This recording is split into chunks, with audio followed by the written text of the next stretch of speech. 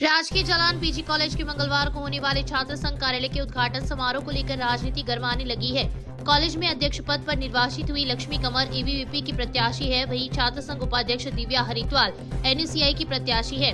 छात्र संघ कार्यालय के उद्घाटन में मुख्य अतिथि के रूप में प्रतिपक्ष नेता राजेंद्र राठौड़ एवं अति विशिष्ट अतिथि के रूप में विधायक अभिनेश महर्षि का नाम आने पर एनएसयूआई कार्यकर्ता सोमवार को लामबंद हो गए तथा नारेबाजी करते हुए अपना विरोध जताया। इस दौरान विधायक का पुतला भी फूंका। छात्र संघ उपाध्यक्ष हरिद्वार ने बताया कि यदि कल कार्यक्रम में उनकी उपेक्षा होती है तो वे आंदोलनात्मक कदम उठाएगी। वहीं प्राचार्य कल्याण सिंह चारण ने बताया कि नियमानुसार छात्र संघ कार्यालय के उद्घाटन समारोह में अध्यक्ष पद सर्वोच्च होता है, लेकिन समारोह में भाजपा व कांग्रेस पार्टी के प्रतिनिधियों को आमंत्रित किया गया है। छात्र संघ उपाध्यक्ष उक्त कार्यक्रम को 8 फरवरी को आयोजित करवाना चाहती है, जबकि अध्यक्ष द्वारा 7 फरवरी को कार्यक्रम आयोजित किया जा रहा है। समझाइश का प्रयास भी किया गया है, लेकिन बाहरी लोगों के दखल के कारण विवाद बढ़ रहा है। सूचना पर सीआई सुभाष विचारणिया भी कॉलेज पहुंचे तथा आक्रोशित लोगों से समझाइश की। जो उपाध्यक्ष और यहाँ मेरी उपेक्षा की जा रही है, मैं भी सरकार के जनप्रतिनिधियों को बुलाना चाहती हूँ, लेकिन वो बस एक छात्र संघ उद्घाटन होकर एक बीजेपी का प्रोग्राम बनाया जा रहा है, जिसमें प्रिंसिपल मेरे पे दबाव डाल रहे हैं और हर तरह से मेरे पे दबाव डाले जा रहे हैं कि आपकी नहीं सुनी जाएगी। मैं चाहती हूँ कि सारे जनप्रतिनिधि आए और अच्छे से ये प्रोग्राम हो, लेकिन वो किसी एक पार्टी का प्रोग्राम करवाना चाहते हैं, जिससे मैं असहमत हूँ और इस कारण मैं आंदोलन करना चाहती हूँ। क्योंकि मैंने 4 दिन से मेहनत की, लेकिन उन्होंने मेरी सुनी नहीं, तो मेरे को उप रूप लेना ही पड़ा। यदि आज मेरी बात नहीं मानेंगे तो मैं अवश्य कल आंदोलन करूंगी, और अगर फिर भी नहीं माने तो मैं आत्महत्या करने को तैयार हूँ। अगर अभिनेश महर्षि और राजेंद्र राठौड़ इस प्रोग्राम में आएंगे और मेरी तरफ से कोई नहीं आएगा तो मेरे ऊपर से गाड़ी निकलेगी और मैं आत्महत्या करूँगी। इस प्रशासन में ऐसे बोल रहे हैं कि अध्यक्ष की मानी जाएगी, जो वो बोल रही वही किया जाएगा और किसी की नहीं मानी जाएगी, जबकि मैं भी एक पदाधिकारी हूँ, मैं भी चुनाव लड़के जीत के आई हूँ। यही कि वो एक पार्टी के लोगों को यहाँ बुला रहे हैं, मेरी पार्टी से कोई नहीं आ रहा, नया कोई और व्यक्ति को यहाँ बुलाना चाहते हैं, वो बस और प्रिंसिपल पर दबाव डाला जा रहा है उनकी तरफ से। अध्यक्ष प्रत्याशी भी रह चुका हूँ। यहाँ पे 7 तारीख को छात्र संघ उद्घाटन रखा गया है।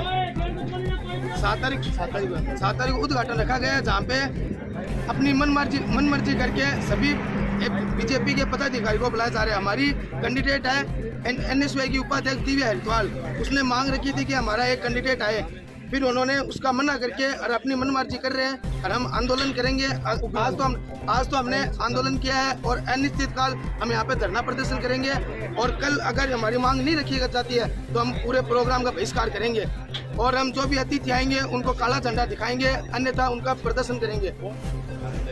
छात्र संघ का उद्घाटन होना है और उसके लिए जो विद्यार्थी जीते हुए वो अलग अलग संगठनों से, एबीपी से भी हैं, अध्यक्ष महासचिव एबीपी से, उपाध्यक्ष से वो एनएसयूआई से।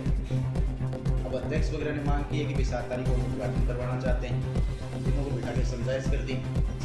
उसके बाद में जो उपाध्यक्ष है वो कह रही है कि अपनी 7 को नहीं या तो 8 को करवाओ। उद्घाटन तो एक ही दिन के लिए होना है। विधायक की स्वीकृति भी ले ली गई है। छात्र संघ के दोनों पदाधिकारी जो उच्च पद है, वैसे छात्र संघ में सर्वोच्च पद अध्यक्ष का होता है। अध्यक्ष चाहता है कि 7 तारीख को उद्घाटन को अतिथियों की उन्होंने सूची दे दी। हमारी तरफ से कोई राजनीति नहीं की जा रही। कांग्रेस के अंदर भी प्रतिनिधि है, उनका भी उन लोगों ने नाम दिया है।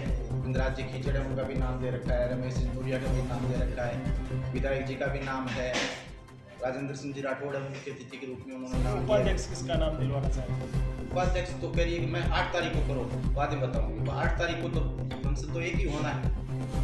अब इस बात पर तो उनके हिसाब से तो कैसे हो, और अध्यक्ष की बात नहीं मानेंगे तो नियमों का उल्लंघन होगा, क्योंकि सर्वोच्च पद तो छात्र संघ का अध्यक्ष ही है। इसलिए इस बात को लेकर वो आंदोलन रहता है। बाहर से लोग इन्वॉल्व हो गए, उसके बाद में हमारे इसमें कुछ रहा नहीं। विद्यार्थियों को समझाना तो हमारे बस में था, कोशिश भी की 2 दिन तक लगातार। आज सीएस साहब भी इसीलिए बता रहे थे कि बच्चों को बैठ कर एक बार समझाइश करते हैं ताकि विवाद किसी तरह का नहीं हो। संदेश अच्छी बात है, लेकिन विद्यार्थी अभी तक आ ही नहीं पाएंगे। 11 बजे का समय दिया हुआ था साहब के साथ मीटिंग का, तो हम तो बाहर वालों को कैसे रोक सकते हैं? हम तो उनको समझा करके ये कह सकते हैं कि पूरे महाविद्यालय का कार्यक्रम है, पूरी गरिमा के साथ में, अनुशासन के साथ में हो तो महाविद्यालय के लिए अच्छा है, बच्चों के लिए भी एक अच्छी इमेज है। बाकी तो हमारे बस में तो कुछ है नहीं, क्योंकि हम तो उनको ये कहते हैं कि शांति के साथ में आप सारे बैठो। जिस प्रकार से अध्यक्ष का सम्मान करेंगे उसी तरह से उपाध्यक्ष का सम्मान करेंगे, उसकी कुर्सी लगाएंगे, उसको साफा पहनाएंगे, माला पहनाएंगे, स्मृति चिंतेंगे। हमने तो बराबर की व्यवस्था के लिए, हमारे लिए तो विद्यार्थियों को कोई भेद है नहीं। हमारे लिए तो चाहे किसी भी संगठन से जुड़ा हुआ हो, हमारे लिए तो सभी विद्यार्थी बराबर है। इसलिए परिहारा कस्बे के व्यापार मंडल द्वारा सोमवार को जिला कलेक्टर के नाम एसडीएम डॉक्टर अभिलाषा को ज्ञापन देकर सुजानगढ़ में छात्र की मौत प्रकरण में शिक्षकों पर दर्ज मुकदमे की निष्पक्ष जांच करवाने की मांग की है।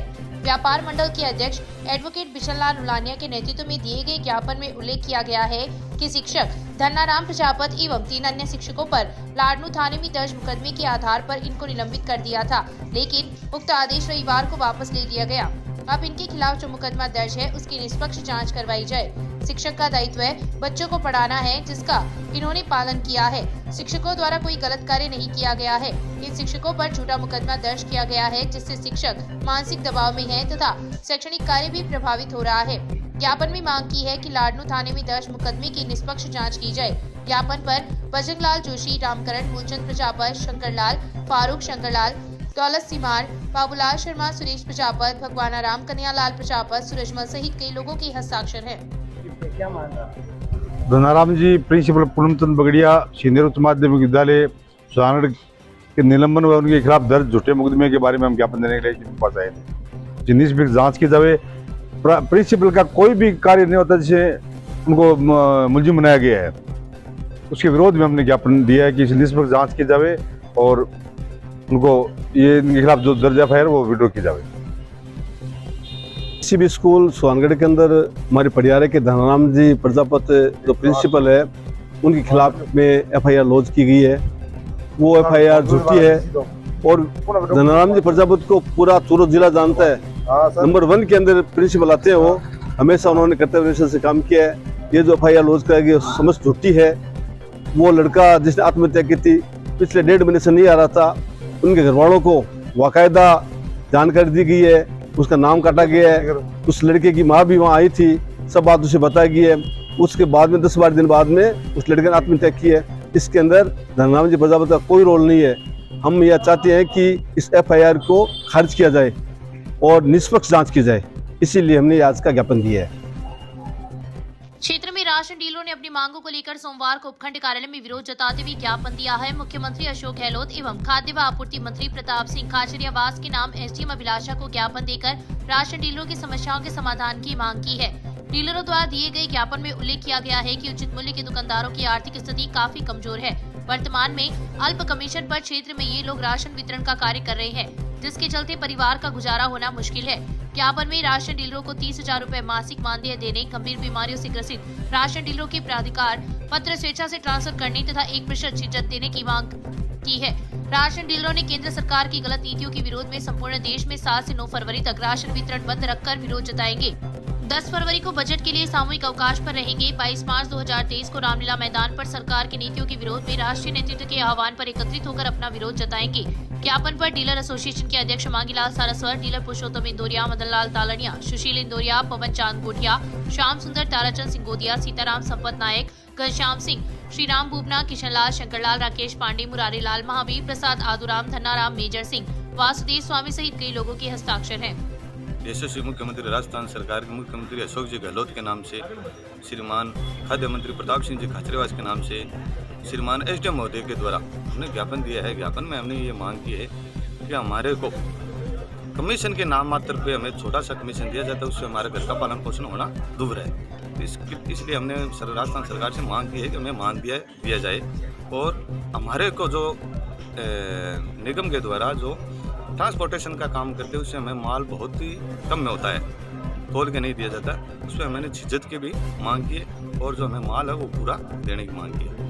तहसील के गांव सीसर की राजकीय उच्च माध्यमिक स्कूल में सोमवार को स्कूल प्रबंधन समिति व स्कूल विकास समिति के 2 दिवसीय प्रशिक्षण शिविर का शुभारंभ हुआ। पीओ मोहनलाल डूडी ने मां सरस्वती की प्रतिमा के समक्ष दीप प्रज्वलित कर शिविर का शुभारंभ किया।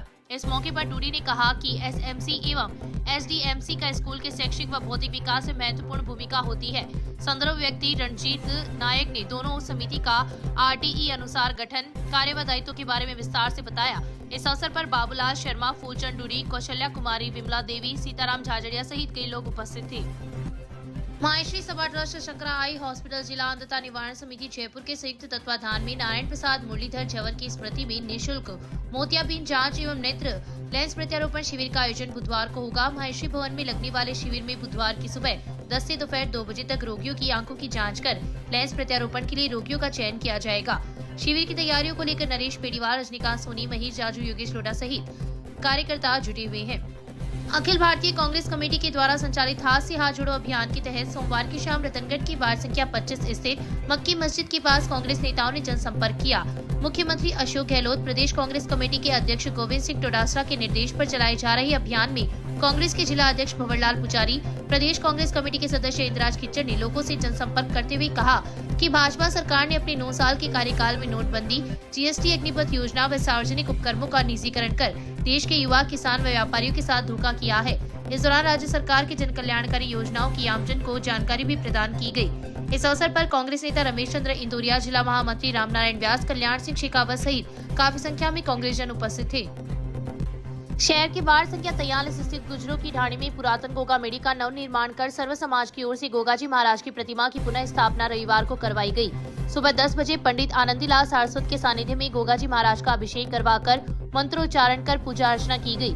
मुख्य यजमान तेजपाल गुज्जर दंपति ने हवन में आहुतियां दी। पुरातन गोगा मेड़ी समिति के अध्यक्ष रूपाराम जाट ने बताया कि वर्षों से खंडर पड़ी इस मेड़ी का निर्माण मोहल्ले के जन सहयोग द्वारा किया गया है। इस दौरान रात्रि जागरण में बाबूलाल छोटड़िया एंड पार्टी द्वारा भजनों की प्रस्तुतियां दी गई।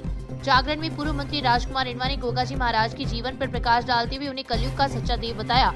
विधायक अपनेश महर्षि ने ज्योत प्रज्वलन कर कार्यक्रम का शुभारंभ किया। भक्त नानूराम माली द्वारा क्षेत्र की अन्य गोगा मेड़ियों से आए भक्तों का दुपट्टा पहनाकर स्वागत किया गया। इस अवसर पर अमरचंद माली सहित काफी संख्या में लोग उपस्थित थे।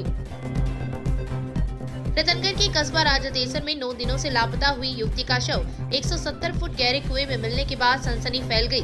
मामला राजादेसर कस्बे में शक्ति मंदिर के पास का है।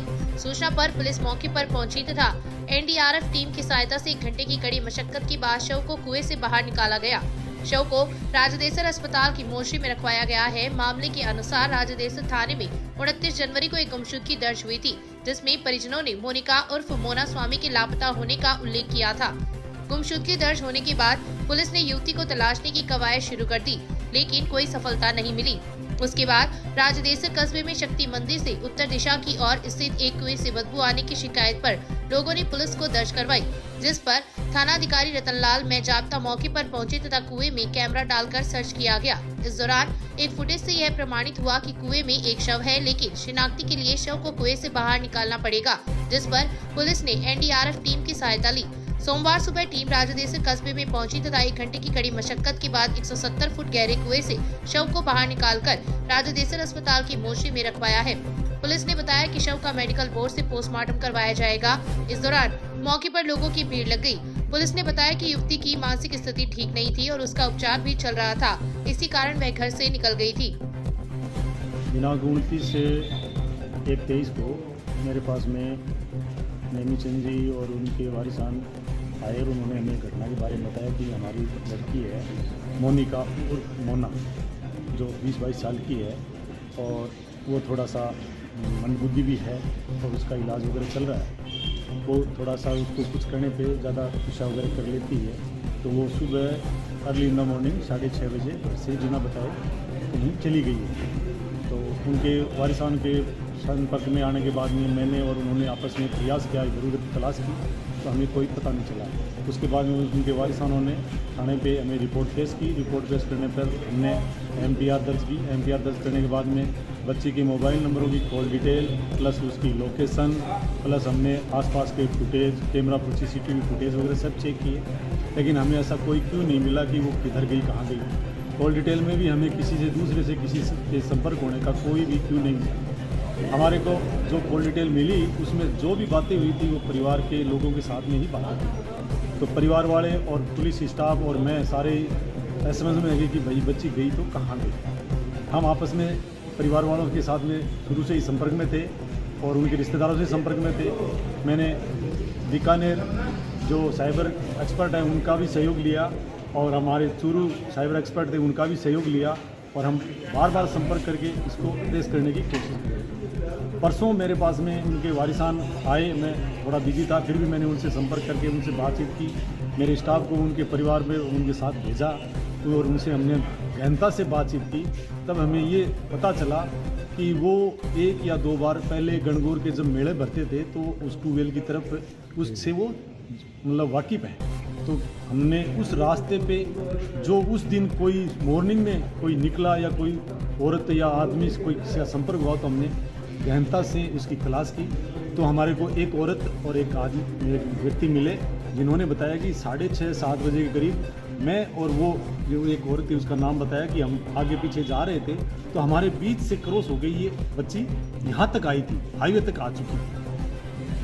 तब हमने जहाँ तक उन्होंने पॉइंट बताया हाईवे का, उसके आसपास गहनता से चेक किया। तो ट्रॉमा सेंटर गौशाला है, उसके पास में एक पुराना ट्यूबवेल है, तो हमने उसको चेक किया। तो वो इतना बड़े बड़े भारी भारी पत्थरों से पैक था कि उस पर तो कोई ऐसी संभावना मेरे नहीं मिली। फिर उसके उत्तर साइड में एक सुरेश दाइमा जी का सुनसान खेत है, उसमें एक ट्यूबवेल है, तो उसके ऊपर एक टेम्परेरी जाल रखा हुआ था। तो हमने वहाँ जाके भी उसकी तलाश की, तो हमें कुछ स्मेल सी महसूस हुई और आवाज़ हुआ। तो हमने शक के दायरे के तौर पे मैंने और भाई साहब विष्णु जी, इनके सहयोग से हमने एक कैमरामैन और उनकी लीड मंगा के, LED मंगा के हमने कैमरे को नीचे उसमें डाल के चेक किया। तो हमें डाउट हुआ कि इसके अंदर कुछ न कुछ मानव जैसा दिख रहा है और हो सकता है कि मानव कंकाल है। तो हमने उच्च अधिकारियों को इसके बारे में अवगत कराया, उसके बाद में प्रशासन को अवगत कराया, फिर हमने जन